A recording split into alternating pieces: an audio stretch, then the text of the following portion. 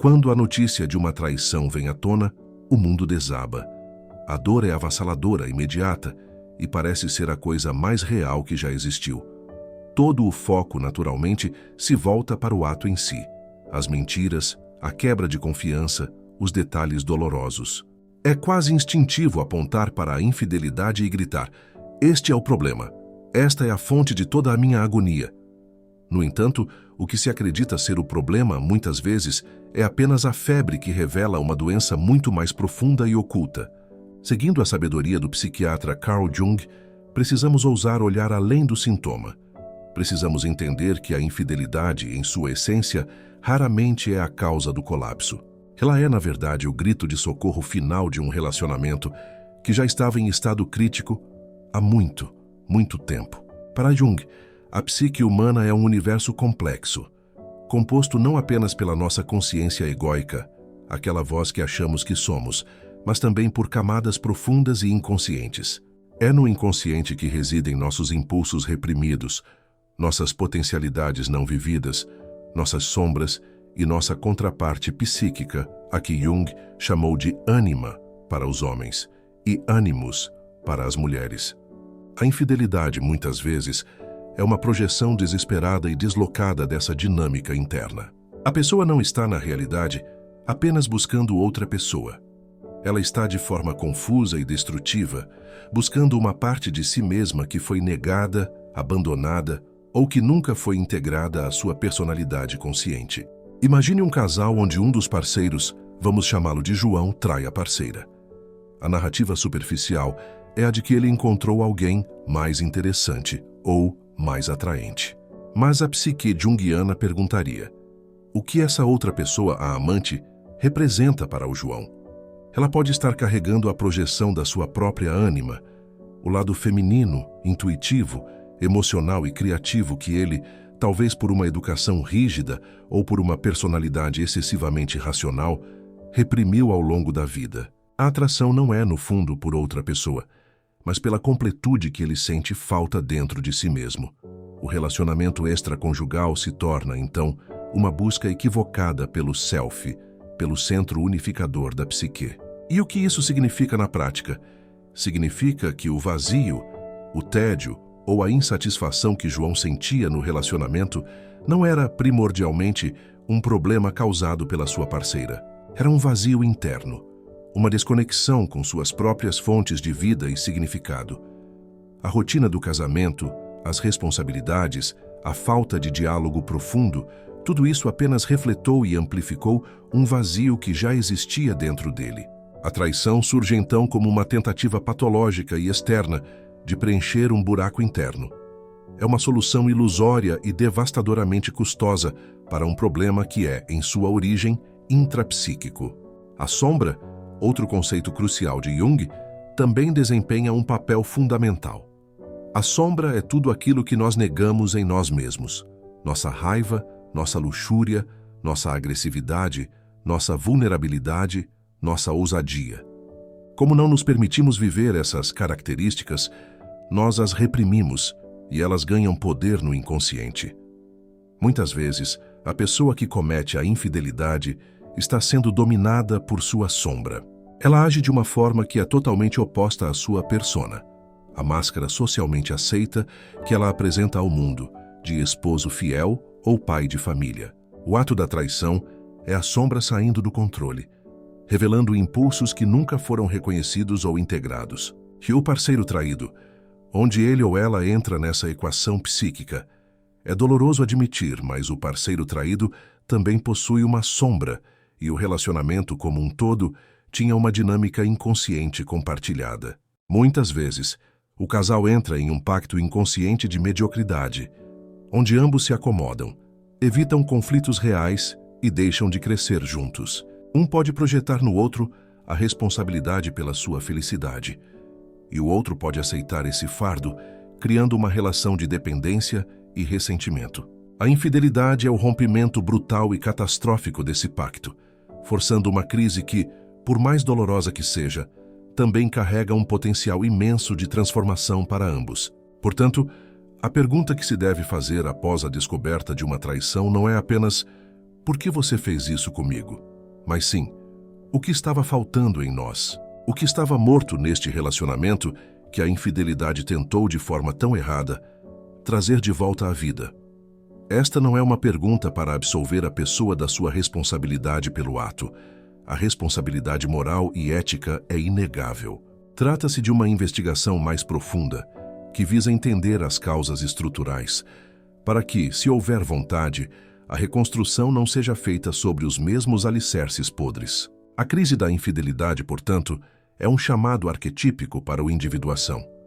O processo junguiano de se tornar quem se é verdadeiramente, integrando consciente e inconsciente. Para a pessoa que traiu, o chamado é para confrontar sua sombra, reconhecer suas projeções e buscar a completude dentro de si, e não em relacionamentos secretos. Ela é forçada a encarar a pergunta: o que em mim estava tão insatisfeito que buscou esta saída destrutiva? É um convite brutal, mas necessário para o autoconhecimento. Para o parceiro traído, o chamado é igualmente profundo e desafiador. A tendência é se colocar no papel de vítima pura, o que é completamente compreensível. No entanto, para uma cura real também será necessário investigar sua própria sombra. O ressentimento, possíveis condutas controladoras, a negligência com a autoestima ou a perda da própria individualidade dentro do relacionamento. A pergunta dolorosa, mas libertadora é: como eu abri mão de mim mesmo, a ponto de minha vida e minha felicidade dependerem tanto do outro? O caminho para a possível reconciliação, se for essa a escolha de ambos, nunca será simplesmente perdoar e esquecer. Esse modelo é uma receita para o ressentimento eterno. A reconciliação verdadeira, na visão junguiana, exigiria que ambos embarcassem em suas próprias jornadas de individuação. Eles teriam que se tornar indivíduos mais completos e conscientes por conta própria, para então se reencontrarem não como duas metades que se completam, uma ideia romântica perigosa, mas como dois seres inteiros que escolhem compartilhar suas jornadas. E se a reconciliação não for possível ou desejada, ainda assim a crise não foi em vão. Ela serve como um divisor de águas na vida de ambos. A pessoa que foi traída é forçada a recuperar sua autonomia, sua força e seu valor, que talvez estivessem projetados no parceiro. A pessoa que traiu é forçada a encarar as consequências de seus atos e a encarar o vazio que tentou preencher de forma imatura. O fim do relacionamento, neste contexto, não é um fracasso absoluto, mas o fim de um capítulo que se tornou insustentável, abrindo espaço para um novo começo, desde que a lição seja aprendida. A sociedade, no entanto, adora um espetáculo. A narrativa cultural sobre a infidelidade é simplista. Há um vilão e uma vítima. Jung nos convida a sair desse palco e a entrar em um consultório terapêutico interior, onde as coisas são infinitamente mais complexas. Ao ver a infidelidade como um sintoma, nós removemos seu poder de definir completamente a história. Ela deixa de ser o evento central e definitivo e se torna um sinal, um indicador de que algo muito mais profundo precisa ser examinado e curado. Como então começar este trabalho? A primeira etapa para ambos é o luto, é permitir-se sentir a raiva, a tristeza, a traição, a confusão. Não pule esta etapa. A dor é um mensageiro válido. Mas após o choque inicial, a jornada do autoconhecimento deve começar. Isto requer uma honestidade brutal consigo mesmo. Requer fazer as perguntas difíceis que mencionamos, preferencialmente com a ajuda de um terapeuta, que pode atuar como um guia neutro neste território perigoso da psique. Para a pessoa que traiu, o trabalho é recuperar as projeções. Ela precisa entender: o que eu vi naquela pessoa que era, na verdade, uma parte de mim que eu não estava vivendo? Era liberdade? Era aventura? Era aceitação incondicional? Era sensualidade? Ao identificar essas qualidades, ela pode começar o trabalho de cultivá-las dentro de si mesma, sem depender de um relacionamento externo para fornecê-las. Isso é a integração da ânima, ânimos e da sombra. Para a pessoa traída, o trabalho é recuperar a projeção do seu próprio valor e segurança. Muitas vezes, nós projetamos no parceiro a função de nos fazer sentir amados, seguros e valiosos. Quando a traição acontece, essa projeção desaba. O trabalho, então, é recolher essa projeção e entender: Meu valor não pode ser dado ou tirado por ninguém. Minha segurança sou eu quem devo construir. É um trabalho de reconstrução da autoestima a partir de dentro. O relacionamento em si, como uma entidade viva, também tinha uma sombra. Havia coisas não ditas, conflitos evitados, desejos não expressos, sonhos abandonados. A infidelidade é a manifestação catastrófica dessa sombra relacional. Portanto, qualquer tentativa de recomeço exige que essa sombra seja trazida à luz. Exige conversas profundas, vulneráveis e assustadoras sobre o que realmente estava acontecendo entre os dois, muito antes do terceiro aparecer. Jung dizia que aquilo que você nega se submete, aquilo que você aceita se transforma. Esta é a essência da cura. Negar a própria responsabilidade, para quem traiu, ou negar a própria parte na dinâmica disfuncional do casal, para quem foi traído, só perpetua o sofrimento. Aceitar a sombra, aceitar a dor, aceitar a complexidade é o que permite a verdadeira transformação individual e, potencialmente, relacional. Este processo não é linear. Haverá recaídas, dias de raiva intensa, momentos de profunda saudade do que era antes, mesmo que o antes já estivesse cheio de problemas. A jornada de individuação é assim, um caminho espiralado, onde revisitamos os mesmos problemas, mas cada vez com um pouco mais de consciência e força para lidar com eles. A meta não é a perfeição, mas a totalidade. O que se ganha ao final deste caminho, independentemente do destino do relacionamento, ganha-se a si mesmo. A pessoa que emerge desta crise, seja de que lado ela estiver, não é mais a mesma. Ela se tornou mais consciente de suas próprias motivações, de suas fragilidades, de sua força. Ela aprendeu a não projetar suas necessidades de forma desesperada nos outros. Ela aprendeu a se responsabilizar por sua própria felicidade. Em outras palavras, ela deu um passo gigantesco em direção à sua própria individuação. A infidelidade vista por este ângulo perde seu status de fim do mundo e se torna um rito de passagem brutal e indesejado, mas potencialmente iniciático. É uma morte simbólica que pode levar a um renascimento. A pessoa que você era antes da crise morre. E a pessoa que surge das cinzas tem a chance de ser mais inteira, mais autêntica e mais consciente. A escolha é entre ficar preso na dor do sintoma ou se aventurar na cura da causa. Portanto, quando Jung nos convida a ver a infidelidade como um sintoma, ele não está minimizando a dor. Ele está, na verdade, nos oferecendo uma saída que é muito mais profunda e significativa do que simplesmente culpar, perdoar superficialmente ou fugir. Ele está nos mostrando que a verdadeira batalha não é contra o parceiro ou contra o amante. A verdadeira batalha é interna. É a luta para integrar nossas partes negadas, para assumir a responsabilidade por nossa própria completude e para nos tornarmos quem realmente somos. Esta abordagem exige uma coragem imensa. É mais fácil culpar o outro. É mais fácil vestir o manto da vítima ou do vilão. Assumir a complexidade da psique e a nossa participação, mesmo que indireta na dinâmica que levou ao sintoma, é um ato de bravura. É um compromisso com a verdade, não importa o quão dolorosa ela seja.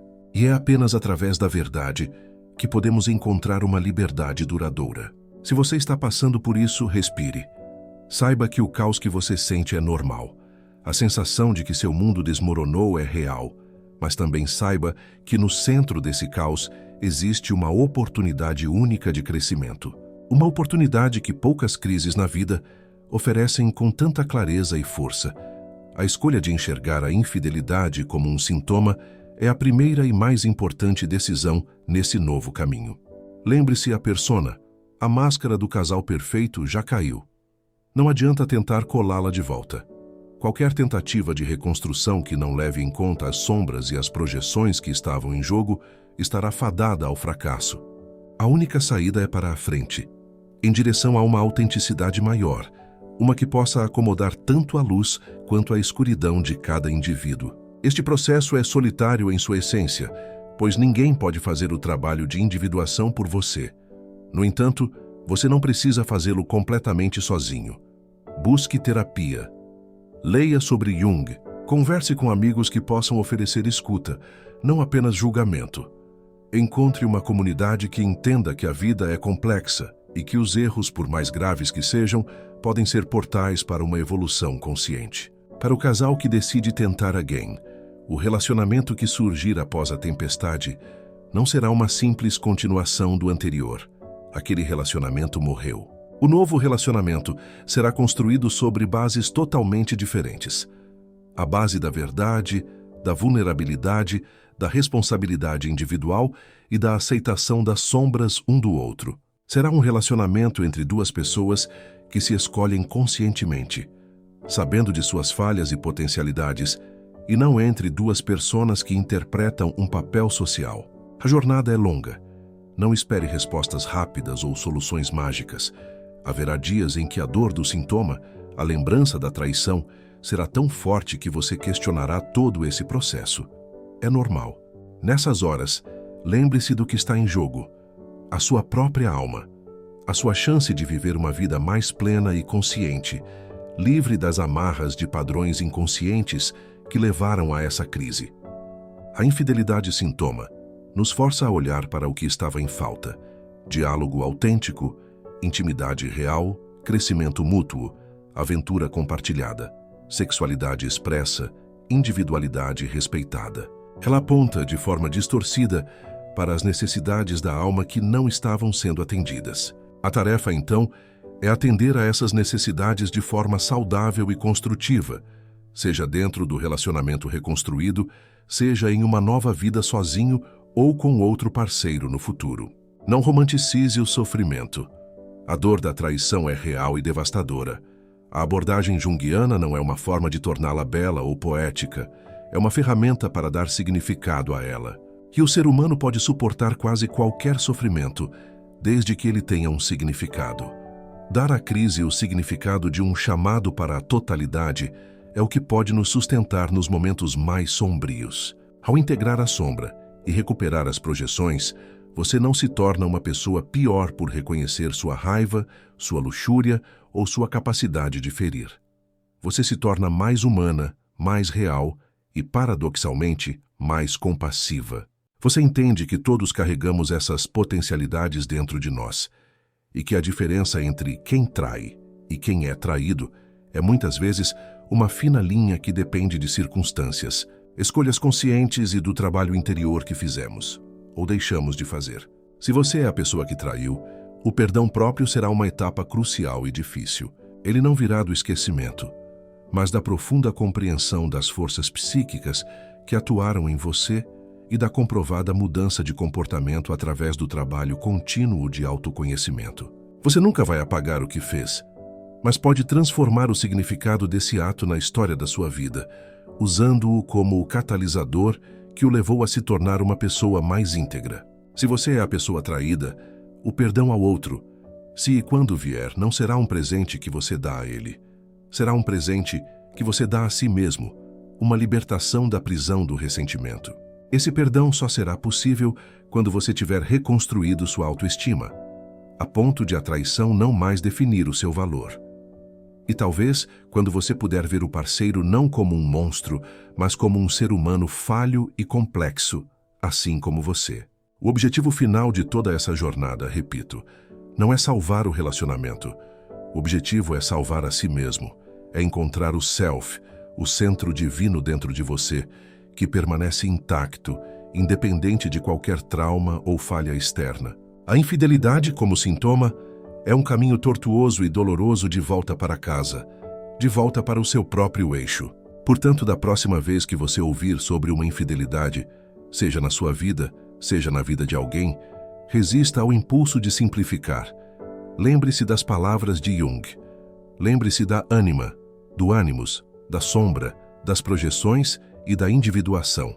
Veja a crise como uma encruzilhada psíquica e saiba que, por mais escuro que o caminho pareça, ele pode levar a uma versão de você mesmo que você nem imaginava ser possível.